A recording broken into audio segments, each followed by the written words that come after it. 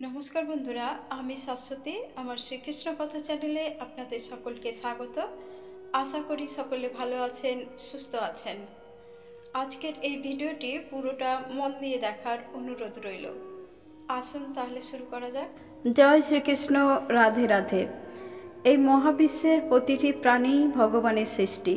প্রত্যেক প্রাণী ভগবানেরই অংশ, অর্থাৎ একজন মানুষের মধ্যে জীবাত্মা ও পরমাত্মা উভয়ই থাকে। জীবাত্মা তার ইচ্ছা অনুযায়ী কাজ করতে পারবে, আর মায়ার দ্বারা প্রভাবিত হয়ে সুখ, স্বাচ্ছন্দ্য, লোভ, লালসা, মোহ ইত্যাদির বশবর্তী হয়ে মানুষ ভুলে যায় যে সে পরমাত্মার অংশ। ভগবান ঠিক তখনই তার পরীক্ষা নেওয়ার জন্য তাকে বিভিন্নভাবে কষ্ট প্রদান করেন, যাতে সে সর্বদা ঈশ্বরকে স্মরণ করে। এভাবেই একজন মানুষ বিভিন্নভাবে দুঃখ কষ্ট অনুভব করে ভগবানের কাছে প্রার্থনা করে। অনেকেই আছেন যারা এই অবস্থার জন্য ভগবানকে দোষারোপ করে থাকেন, কিন্তু আমাদের বোঝা উচিত যে দুঃখ ও সুখ সকলের জীবনেরই একটি অবশ্যম্ভাবী ঘটনা। তাই সুখের সময় সকলকেই খেয়াল রাখতে হবে যে আমরা যেন আবেগের বশবর্তী হয়ে মায়ায় আচ্ছন্ন না হই। আবার চরম দুঃখের সময় ধৈর্য ধরতে হবে। যাদের জীবনে শুধুই দুঃখ, যারা সারা জীবন দুঃখের সঙ্গে কাটায়, দুঃখ পেতে পেতে তাদের মন থেকে ভগবানের ওপর বিশ্বাস চলে যায়, তখন তারা মনে মনে ভাবে ভগবানের ভালোবাসা বুঝি আমার জন্য নয়। আপনার মনের এই দ্বন্দ্ব কাটানোর জন্য আমি এখানে 7টি সংকেতের কথা বলবো, যাতে আপনি বুঝতে পারেন যে ভগবান সত্যিই আপনার প্রতি সদয় কিনা।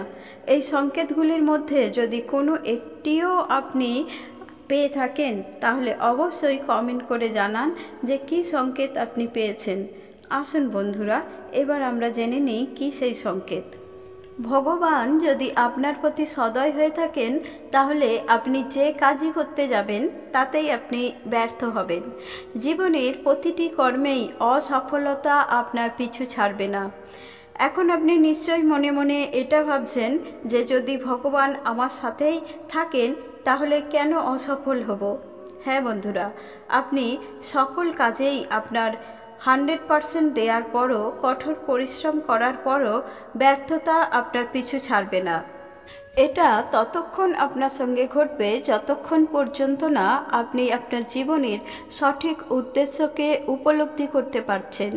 আসলে যখনই আমাদের জীবনে হতাশা, ব্যর্থতা আসে, সেগুলি আমাদের জীবনে আমাদের মাঝে লুকিয়ে থাকা শক্তি অনুধাবন করাতে আসে।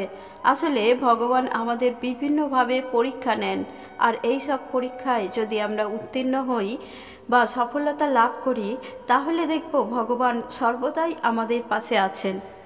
দ্বিতীয় যে সংকেতটির কথা আপনাদের বলবো সেটি হলো আপনার আত্মবিশ্বাস একদম তলানিতে এসে পৌঁছাবে।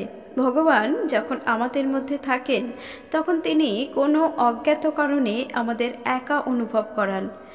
আপনার কি করা উচিত, কি করা উচিত নয়, সে সম্পর্কে আপনি কোনো কিছুই বুঝে উঠতে পারবেন না। এমনকি আপনার মানসিক অবস্থা আপনি কাউকে সেভাবে বলতেও পারবেন না।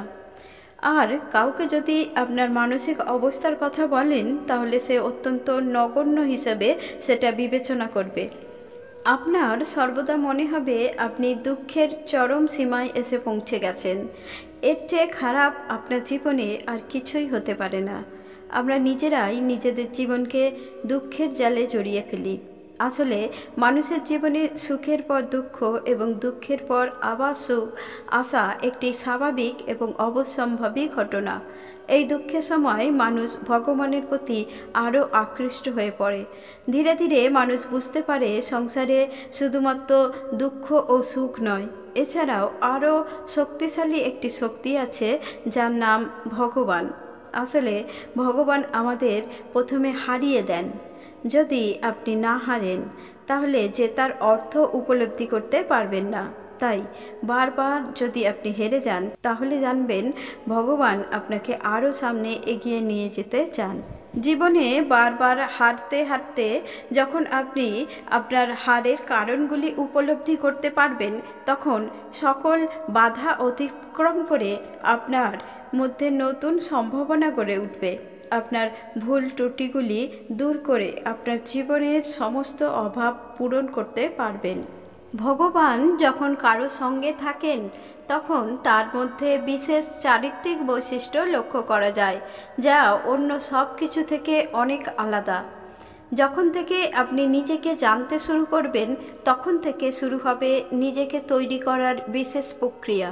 আপনি এই সময় আগের চেয়ে অনেক বেশি শান্ত হয়ে যাবেন, যে কোনো বিষয় গভীরভাবে চিন্তা করতে ও বিচার করতে শুরু করবেন। ভগবান তার প্রিয় ব্যক্তিদের অন্তরে সর্বপ্রথম পরিবর্তন আনতে শুরু করেন। যতক্ষণ পর্যন্ত না আমরা ভগবানের এই ইঙ্গিত বুঝতে পারছি ততক্ষণ আমরা পরমাত্মার কৃপাদৃষ্টি থেকে বঞ্চিত হয়েই থাকব। যখন আপনার মধ্যে পরিবর্তন হবে বা আপনার অন্তর পরিবর্তিত হয়ে যাবে তখন আপনি কোনো জয় বা পরাজয় বাইরে থেকে অনুভব করতে পারবেন না। আপনার চারপাশে ঘটতে থাকা ঘটনাগুলি আপনার নাটকের মতো মিথ্যে মনে হবে। আপনার বাস্তব জীবনে এর কোনো মূল্য বা প্রভাব থাকবে না। আপনি তখন নিজেকে উন্নত করার চিন্তায় ব্যস্ত থাকবেন। মনের এই অবস্থাটিতে আপনি সুখ দুঃখ, হাসি কান্না, জয় পরাজয় কোনো কিছুই আপনাকে নাড়াতে পারবে না।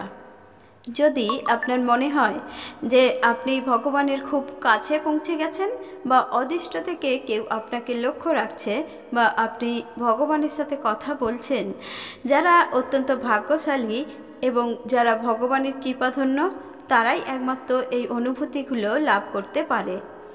এই সংকেতটি পেলে আপনি বুঝবেন যে ভগবানের সবথেকে কঠিন পরীক্ষা, যেখানে আপনার ভক্তি, বুদ্ধি এবং ধৈর্যের পরীক্ষা নেওয়া হচ্ছে, সেখানে আপনি ভগবানের পরীক্ষার মধ্যে আছেন। যখন ভবিষ্যতের ঘটনাগুলি কেউ আগে থেকেই দেখতে পান তখন ভগবান আমাদের এই সংকেত দেন যে আগামী দিনে তার জীবনে ভালো কিছু ঘটতে চলেছে। যখন কোনো ব্যক্তি আর্থিক সমস্যায় জর্জরিত হয়ে আছেন এবং সকাল সকাল কোনো পাওনাদার তার টাকা ফিরিয়ে দিয়ে গেলেন, এই ঘটনা যদি আপনার সঙ্গে ঘটে তাহলে বুঝতে হবে আপনার ওপর ভগবানের কৃপা দৃষ্টি পড়েছে, আপনি ঋণমুক্ত হতে চলেছেন। আপনার বাড়িতে যদি কোনো বিড়ালের বাচ্চা জন্মায় বা বানরে আপনার বাড়ির ছাদে আমের আঁটি ফেলে যায় বা আপনার বাড়িতে সাদা পায়রা আসতে শুরু করে, তাহলে এগুলি আপনার জন্য খুবই শুভ সংকেত। আপনি ধরে নিতে পারেন আপনার আগামী দিন খুবই শুভ এবং প্রশস্ত হতে চলেছে। এই ইঙ্গিত বা সংকেতগুলি আপনার বিশ্বাসের উপর নির্ভর করে। আমাদের প্রাত্যহিক জীবনে আমরা নানা ঘটনার সম্মুখীন হই। এই ঘটনাগুলি এতই বিচিত্র এবং নগণ্য যে এগুলির গুরুত্ব আমরা সঠিকভাবে বুঝে উঠতে পারি না। এই সংকেতগুলির মধ্যে যদি আপনি একটিও পেয়ে থাকেন তাহলে অবশ্যই কমেন্টে লিখে জানান। আশা করি আজকের এই ভিডিওটি আপনাদের ভালো লেগেছে এবং ভিডিওটি যদি ভালো লাগে তাহলে একটি লাইক করে বন্ধুদের মধ্যে শেয়ার করুন। আর আমার চ্যানেলে আপনারা যারা নতুন তারা চ্যানেলটি সাবস্ক্রাইব করে পাশে থাকা বেল আইকনটি প্রেস করুন, যাতে এই রকম নিত্য নতুন ভিডিও সবার আগে আপনার কাছেই পৌঁছে যায়। নমস্কার বন্ধুরা, সবাই ভালো থাকুন, সুস্থ থাকুন।